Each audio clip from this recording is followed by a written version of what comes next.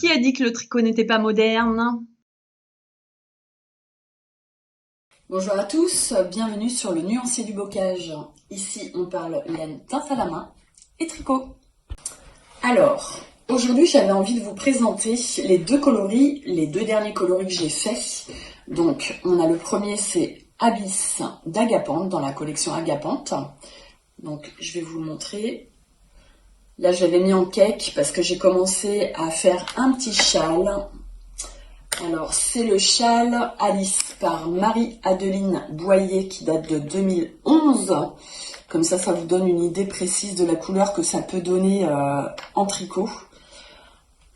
Hop. Alors, on a pas mal de nuances.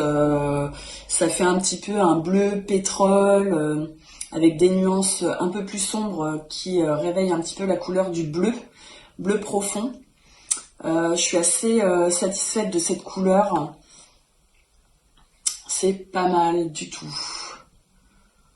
Donc ça, c'est la collection Agapante. Et celui-ci s'appelle Abyss d'Agapante.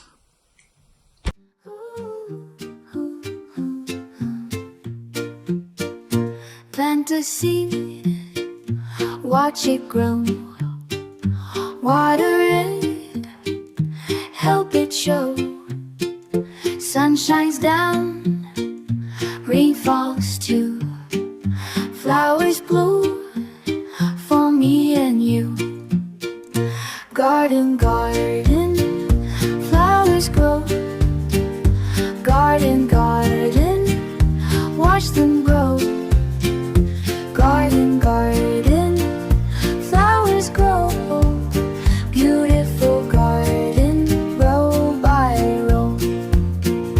Red roses, yellow daisies, purple tulips, crazy lazy. La deuxième couleur, alors là, je vous cache pas, qu'en la faisant, j'ai eu des gros doutes, en mélangeant mes bains, en faisant ma couleur de fond. Une fois dans le tif et tout, les bains mélangés, etc., j'étais pas fan du tout. Mais alors, pas du tout. Et finalement, en séchant, eh bien, je vous le donne en mille, je suis carrément fan. Fan. J'ai fait des petits speckles un peu rouge-orangé. Je vais essayer de vous montrer de plus près. Alors là, c'est pareil, tous les écheveaux que je vais teindre, je ferai un petit échantillon d'une vingtaine de centimètres pour que ça, parce que je pourrais pas faire un châle ou un projet, à chaque fois je vais faire un écheveau. Par contre, je vais faire un échantillon d'une vingtaine de centimètres, que ça puisse vous donner une idée du résultat tricoté.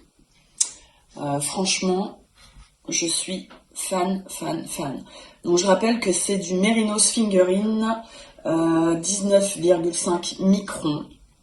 Donc Fingering 100% Mérinos, d'une douceur extraordinaire. Et là franchement, j'adore les nuances orangées, rouges. Donc celui-là c'est la collection Tournesol. Et celui-là s'appelle Lueur de tournesol. Et je trouve que c'est assez bien adapté. C'est vraiment le cœur du tournesol en fait. Voilà. Ouais, je suis assez fan. Après, je me suis dit avec quoi l'associer. Faire un projet complet avec cette couleur-là, pourquoi pas. Si vous avez des idées, je suis preneuse. N'hésitez pas à les mettre en commentaire. Je me suis posé la question et finalement je me suis dit une laine non teinte, l'association des deux c'est pas mal du tout. Ouais, c'est pas mal du tout. Un petit châle ou un petit pull que je vous mettrai en image à côté, j'ai une idée avec du jacquard, pourquoi pas. Qu'est-ce que vous en pensez? Du coup, un petit récap. Abyss d'Agapante. la bise d'Agapante. Franchement, celle-là, je l'aime beaucoup. Je vous montrerai le châle que je suis en train de faire. Le châle que je vais associer aussi avec de l'écru. De la laine, je vais faire ce châle, les fleurs, les feuilles. Je vais les faire en écru, laine non teinte. Donc ces deux-là, je trouve ça vraiment pas mal du tout. Et la lueur de tournesol, de la collection Tournesol. Donc je vous rappelle que je fais des petites séries. Donc il y aura en tout une dizaine de collections au fur et à mesure. Je ferai que des petites séries de 3 à 4 écheveaux par série qui seront bientôt disponibles sur Etsy, Ravelry. Donc n'hésitez pas à me faire part des couleurs que vous aimez moins. Voilà.